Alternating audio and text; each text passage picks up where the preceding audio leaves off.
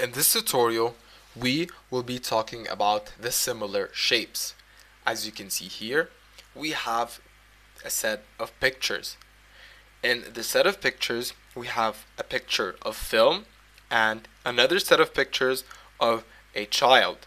Well, if you take a look, the picture of the film is not even similar to the picture of the child, but all of the pictures of this child are similar. So, what is the difference between congruent and similar? Congruent means same shape and same size. These two pictures are congruent, while similar means same shape but not necessarily the same size. So I'm going to give you an example of the same picture but not the same size of the same exact child. These are similar and the above are congruent. So you should by far know the difference between congruent and similar. So let's talk about similar figures even more. Take a look at the squares right here at the top right corner, or maybe at the lines at the top left corner, or maybe at the circles at the bottom side.